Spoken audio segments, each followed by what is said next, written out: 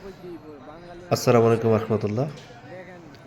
আমার নিচে ভিডিও এটা আহ, রমজান মাস আসলে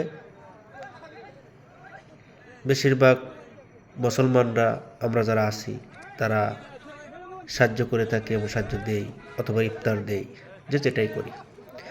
কিন্তু আমরা যারা নোয়ার লোক, আমরা যারা সিরিয়ালে দাঁড়ায় নেই, জিনিসটাকে আমরা কি কন্ট্রোলের মধ্যে রেখে নিতেছি? আমার নিজের কি কোনো কন্ট্রোল আছে? আপনি চিন্তা করেন, ইফতারটা নিয়ে কি একটা মারামারি? চিন্তাটা করেন। রোজার মাস আইছে ভাই, নিজের জন্য খরচ করেন না টাকাটা। কয় টাকা যাবে? সারা মাস তো কামানি। কিন্তু তাই বলি এমন না যে আপনি এই ইফতারের জন্য যা মারামারি করবেন। আপনার যদি ভাগ্যে থাকে, আপনার ভাগ্যে এমনিতে আসবে। আপনি সিরিয়ালে থাকুন, এমনিতেই পাবেন। কেন এত টানা হাসরা ভাই? কিসের জন্য? এখন হয়েছে না বাংলাদেশের একটা দুর্নাম হয়েছে না? আপনাদের জন্যই তো বাংলাদেশিদের দুর্নাম হয়, কিছু কিছু মানুষের জন্য। আর এই যে পাকিস্তানি যারা আছে, টানা হেসরা করার দরকার ছিল? এখন যে মাটিতে পড়ে গেল খানাটা, এই খানাটা কে খাবে? ইফতারটা কে খাবে? আপনি খাবেন? রাস্তায় তো পড়ে রইল। আপনি তো এটা খুব ধরবে, এটাকে তো আপনি ধরবেনও না এখন। তা লাভটা হয়েছে কে মারামারি করাতে? এই জন্য বলছি, দেশের মানুষের দিকে চান, যারা প্রবাসী আছে তাদের দিকে চান। সব প্রবাসীর মান সম্মান হারায়েন না, আর দেশের মান সম্মান হারায়েন না আপনারা। কিসের জন্য?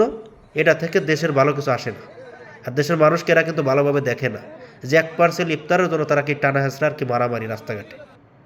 এই জন্য বলবো, যারাই যান, যেখানে ইফতার দেয়, ধৈর্য সহকারে দাঁড়ায় থাকুন, ইনশাল্লাহ আপনার পক্ষে এসে পড়বে। আপনার যে জিনিসটা, আপনার রেজিকে যেটা আছে, ওটা আসবেই। আপনাকে মারামারি করতে হবে না। এই জন্য বলি, দেশের মানুষের দিকে চান, প্রবাসী যারা আছে তাদের দিকে চান। এরকম টানা হেঁচড়া করবেন না যেখানেই যান। ইনশাল্লাহ আপনার যেটা ভাগ্যে আছে, আপনার ওটা আসবে। আপনারা কি বলেন? এই যে এই টানা হেঁচড়া আর ইফতার, এই যে নোয়ার এই অবস্থানে আপনারা কি এটাকে সমর্থন করেন?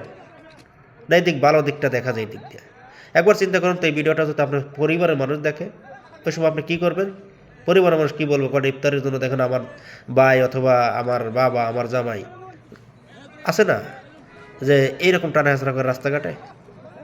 এই জন্য বলছি, নিজেকে শুধরান, রোজার মাসটাকে ধৈর্য সহকারে যারাই যেটা দিক লাইনে দাঁড়ায় থাকলেন, আপনার ভাগ্য থাকলে আসবে, না থাকলে কিছু করার নেই। আল্লাহ কারি, আল্লাহর উপর ভরসা রাখুন। ইনশাল্লাহ সবাই ভালো থাকবেন। আর ভিডিওটা করলাম, হয়তো খারাপ হইতে পারে, হয়তো ভালো হইতে পারে, জানি না আমার কেমনভাবে দেখবেন আপনারা। তবে আমার কাছে খুব খারাপ লাগছে, এই জন্য ভিডিওটা করলাম। সবাই ভালো থাকবেন। আল্লাহ হাফেজ।